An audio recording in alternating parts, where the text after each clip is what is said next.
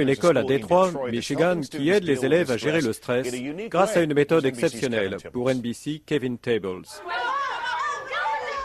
Les garçons et les filles de l'école Nataki Taliba à Détroit ne sont pas différents de ceux des autres écoles, sauf peut-être pendant 10 minutes, 2 fois par jour, quand tout ce qu'ils entendent, c'est du silence.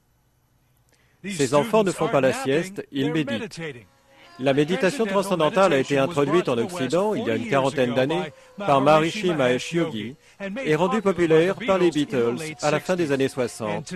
Et aujourd'hui, elle est utilisée dans cette école comme un anti-stress. Ce n'est pas une religion, ce n'est pas une philosophie, ce n'est pas un mode de vie, c'est simplement une technique mentale qui permet au système, à l'esprit et au corps de s'apaiser, de gagner un très très profond repos. D'après ces enfants, cela les aide.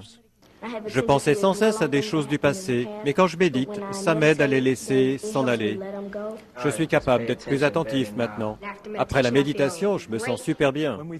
De nos jours, quand nous préparons nos enfants pour les amener à l'école, nous sommes inquiets face aux problèmes. Le stress important, l'utilisation de drogue, la violence, des choses qui menacent l'éducation des enfants. Mais est-ce que 10 minutes de temps calme peut vraiment faire la différence? La recherche scientifique dit que oui. L'Université de Michigan a suivi 140 élèves de l'école âgés de 10 à 14 ans. Ils ont trouvé qu'ils étaient plus attentifs, plus satisfaits, paisibles et calmes. Je me mettais souvent en colère, mais maintenant je suis plus calme.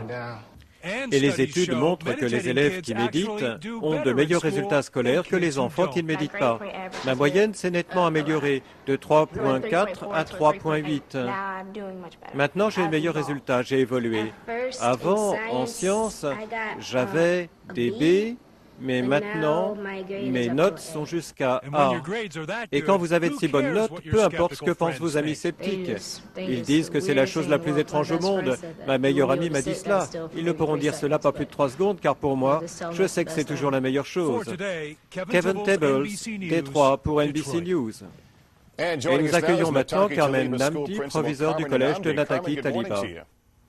Carmen, bonjour, comment allez-vous? Très bien, merci. Est-ce que cette expérience a commencé pour améliorer les notes ou bien pour améliorer l'attention des enfants? Non, j'ai appris à méditer il y a 30 ans et c'était la première fois que j'ai commencé à penser au stress et à l'impact que le stress a sur notre comportement. Alors je me suis dit, pourquoi ne pas introduire la méditation transcendantale auprès des enfants de 10 ans? Comme vous le savez, beaucoup d'adultes cherchent dans les librairies des livres pour les aider à trouver des réponses. Et chaque fois que vous en lisez un, vous vous dites, ah, si seulement on m'en avait parlé quand j'avais 10 ans. Et c'est vraiment ce qui m'a décidé à leur faire prendre conscience de ce qu'est le stress et l'impact qu'il peut avoir sur le comportement. Ils sont vraiment calmes quand je les vois derrière vous. Est-ce que c'était quelque chose de difficile à proposer aux parents? Est-ce que la méditation transcendantale a une connotation religieuse, par exemple, pour certaines personnes? Non, pas du tout. Nous avons commencé le programme il y a 6 ans. Il y avait 180 élèves à l'époque et seulement 8 familles n'autorisèrent pas leurs enfants à participer au programme. Et je pense que c'est le mot méditation. Je pense que les gens associent cela à la religion, mais il n'y a absolument aucune croyance. C'est pour cela que j'aime cette technique. Peu importe votre religion, votre style de vie, c'est simplement une technique physique.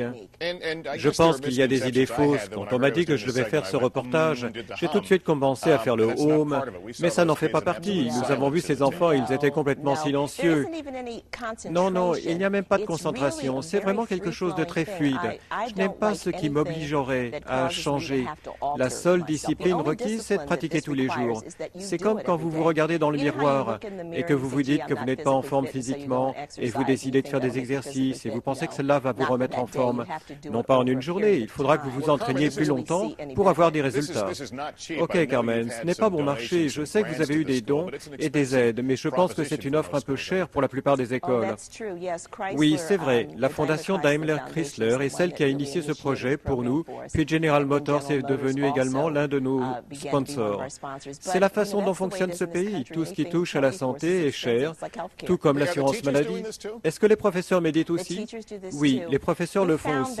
Il y a des études qui ont été faites dans le pays et qui montrent que seulement un professeur sur 4 continue dans cette profession.